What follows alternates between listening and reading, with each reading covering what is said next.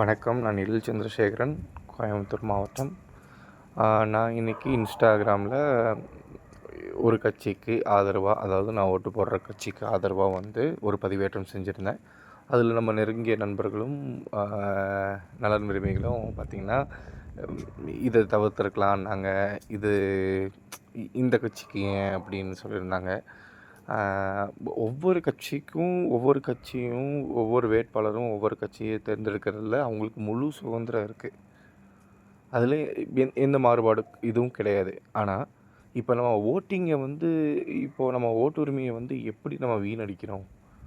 இப்போ வந்து ஜெயிக்கிற கட்சி யார், அவங்களுக்கு ஒருத்தவங்களுக்கு ஓட்டு போடலாம் அப்படிங்கிறது தப்பு.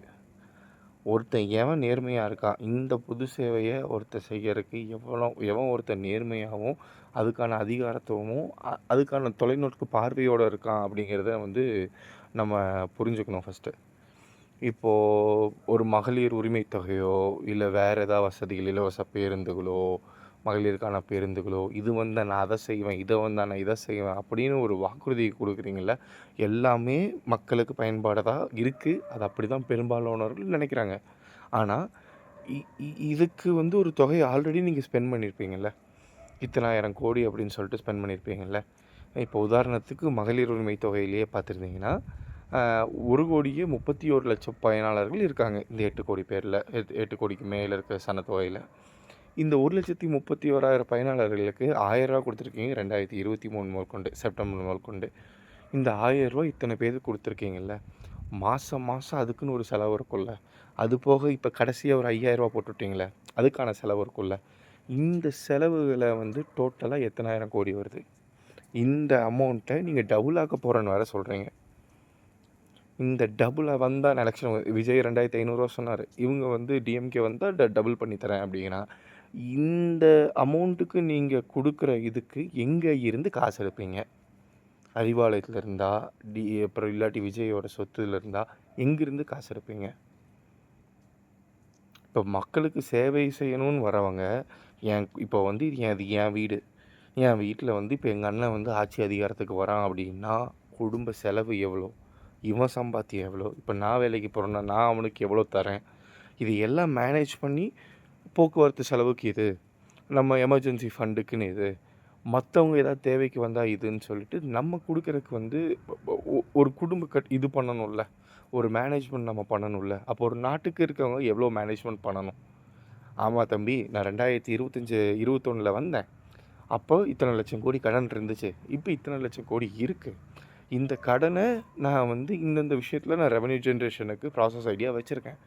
இந்த இப்போ வந்து நல்லபடியாக இந்த இது இது இனிஷியல் ஆச்சுன்னா சில டவுட்ஃபுல் ஐடியாஸ் எல்லாம் தவிர்த்துட்டு ஸ்டாண்டர்டாக எனக்கு இவ்வளோ இன்கம் வரும், இதுலேருந்து நான் கவர்மெண்ட்டுக்கு இவ்வளோ கொடுக்க போகிறேன், மக்களுக்காக நான் திருப்பி இவ்வளோ செய்ய போகிறேன், ஒரு பாதியான அமௌண்ட்டை வந்து நான் வந்து என் லோன்ஸ் ரீபேமெண்ட் பண்ணுறக்கும் ப்ரீ க்ளோஷர் பண்ணுறக்கும் நான் பண்ண போகிறேன் அப்படின்னு சொல்லியிருந்தால் ஒரு கவர்மெண்ட் நல்லா கவர்மெண்ட்டுன்னு சொல்லலாம்.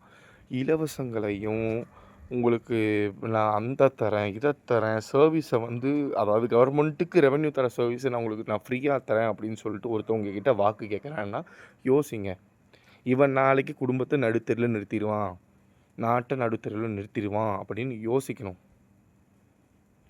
1,31,00,000 பேருக்கு இவன் எவ்வளோ ஒரு 2 மாதத்துக்கு 1,000 ரூபா கொடுக்குறானா, ஒரு ஆட்சி பீரியடில் 60 மாதம், 60 மாதத்தில் ஒருத்தருக்கு 1,000ன்னா அதுவே ஒரு தனி மனிதருக்கு எவ்வளோ ஆச்சு? 60,000 ரூபா ஆச்சு. 60,000 ரூபா 1,31,00,000 பயனாளர்களுக்கு கொடுத்தானே என்ன வருது இப்போ வரைக்கும்? வைங்க. இனி 2026 தேர்ந்தெடுக்கப்பட்ட இவங்க சொல்கிற ஆவரேஜ் தொகை 2,000. அந்த 2,000 ரூபா தொகையை நீ கொடுக்கறதுக்கு எங்கே இருந்து காசு எடுப்பேன்? எங்கே ஸ்டாம்ப் டியூட்டி ஏற்றுவேன்? எத்தனை தடவை எலக்ட்ரிசிட்டி பில்லு ஏற்றுவேன்? முனிசிபாலிட்டி கார்பரேஷன் டேரிஃபை எவ்வளோ ஏற்ற போகிறேன்?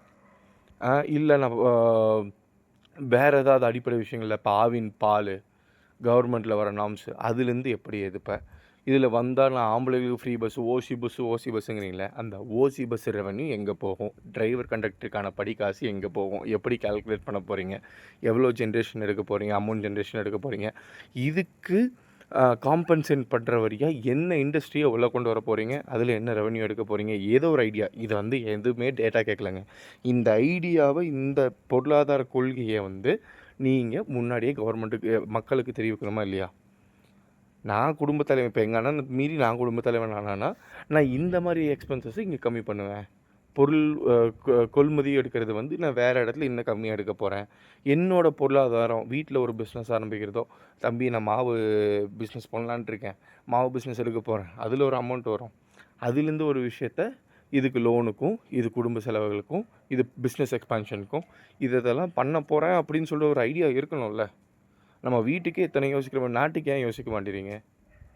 ஹோட்டலுக்கு பிரியாணிக்கு ஓட்டருக்கு காசும் எல்லாமே கொடுக்குற ஒரு கட்சி அவன் சொந்த காசுலேருந்தா கொடுக்குறான். இதை நீ ரீபே பண்ணணும்ல. இந்த 8 கோடி மக்களுக்கும் அது இது இருக்குல்ல. என்னோடய காசை எனக்கு தெரியாமல் ஆட்டையை போட்டு நாய் பிஸ்கெட் போடுற மாதிரி போடுவியா அப்படின்னா அதுக்கான தேவை இருக்குல்ல. இங்கே யார் நல்லவன்? நாட்டு நிலைமை இப்படி இருக்குது, இது வந்து இதை பண்ண போனேன் அப்படின்னு சொல்கிறவன் தான் நல்லவன். உங்கள் ஓட்டு உங்களோட உரிமை. எவன் நல்லவனோ அவன் பக்கத்தில் நில்லுங்க. எவன் சுத்தமானவனோ உண்மையை சொல்லும்போது சில விஷயம் கால் அது அசிங்கமாக இருக்கும், கசக்கும், உங்களுக்கு இனிமையாக காதுக்கு விழுகாது. ஆனால் நிதர்சன உண்மையை தெரிஞ்சு அதுக்கேற்ற மாதிரி வாக்களிங்க. உங்கள் பொண்ணான வாக்கை நோட்டா கருமத்துக்கெல்லாம் போடாமல், திருடனுக்கு போடாமல், எவன்லாம் ஆட்சிக்கு வந்ததுக்கப்புறம் லேண்ட் க்ரூசரும் டிஃபெண்டரும் வாங்கி குவிக்கிறானோ அவனுக்கு போடாமல் தெளிவான அரசியல்வாதிக்கு போடுங்க. மத நல்லிணக்கம், மைனாரிட்டி அப்படி இப்படின்லாம் இல்லை. இங்கே எல்லோரும் ஒரு தாய் மக்கள். இங்கே வாழ்கிறவங்க எல்லோரும் ஒரு தாய் மக்கள். உங்களுக்கு எதுக்குமே பயம் கிடையாது. தமிழ்நாடு கேரளாவை பொறுத்த வரைக்கும் இங்கே யூபியோ கிபியோ கிடையாதுங்க. இங்கே ஒரு முஸ்லீமுக்கு அடி விழுந்தால் இன்னொரு ஹிந்து கூட சப்போர்ட்டுக்கு நிற்பான். ஏன் அடி விடுதுன்னு எதிர்த்து கேட்பான். இந்த மைனாரிட்டி வெங்காயம் ஈர வெங்காயம்லாம் விட்டுட்டு சீட்டு அரசியல் ஓட்டு அரசியலில் பிரித்து விட்டுட்டு உனக்கு மனசாட்சிக்கு எவன் நல்லவன் தோணுதோ அவனுக்கான எலெக்ஷன் ஓட்டு நீ போடு.